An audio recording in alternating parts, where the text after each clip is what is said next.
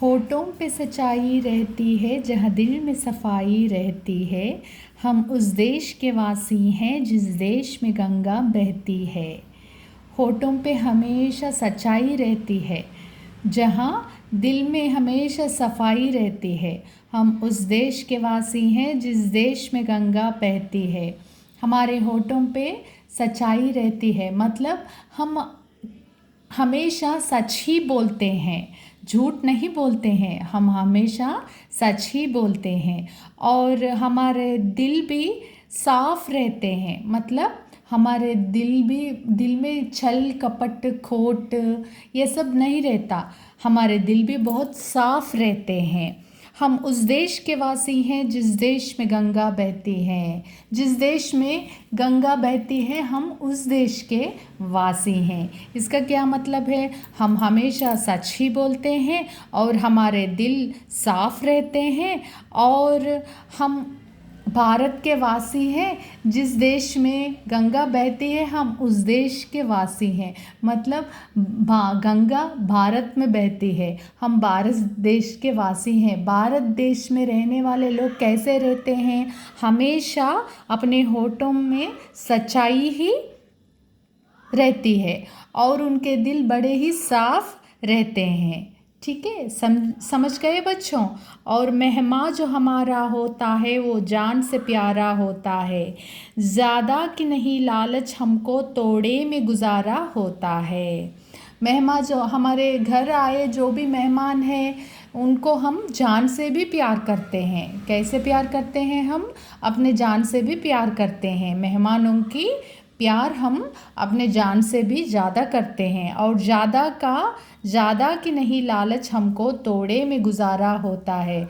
हम जितना हमको मिला है उसी से हम गुजारा करते हैं, उसी से हम खुश रहते हैं। ज़्यादा का लालच हम नहीं रखते। समझ में आया बच्चों? अभी देखिए, होठों पे सच्चाई रहती है जहाँ दिल में सफाई रहती है। देखो, कभी भी हम झूठ नहीं बोलते, हमेशा सच ही बोलते हैं और हमारे दिल भी साफ रहते हैं। हम उस देश के वासी हैं जिस देश में गंगा बहती है। जिस देश में गंगा बहती है हम उस देश के रहने वाले हैं, हम उस देश के वासी हैं। मेहमान जो हमारा होता है वो जान से प्यारा होता है। ज़्यादा की नहीं लालच हमको तोड़े में गुजारा होता है। हमारे घर आए कोई भी मेहमान को हम जान से भी ज़्यादा प्यार करते हैं, इज्जत देते हैं और हम ज़्यादा की लालच नहीं करते। हमको तोड़े में ही गुजारा होता है। हमको जितना मिले उसी से हम खुश रहते हैं और हम अपने मेहमानों को अपने जान से भी प्यारा मानते हैं। ठीक है, फिर మనం ఎప్పుడు నిజాన్నే మాట్లాడతాము. ఇంకోటి, మన మనసులు ఎప్పుడు కూడా స్వచ్ఛంగా సాఫ్గా ఉంటాయి. అంటే మన మనసుల్లో మోసం ద్వేషం లాంటివి లేకుండా మన మనసులు ఎప్పుడు స్వచ్ఛంగా సాఫ్గా ఉంటాయి. ఇంకా మనం ఏ దేశంలో నివసిస్తున్నామంటే, ఏ దేశంలో అయితే గంగ ప్రవహిస్తుందో ఆ దేశంలో మనం నివసిస్తున్నాము. అంటే భారతదేశంలో గంగా నది, పవిత్రమైన గంగా నది ప్రవహిస్తుంది. ఆ దేశం యొక్క నాగరికులం మనం అని అర్థం.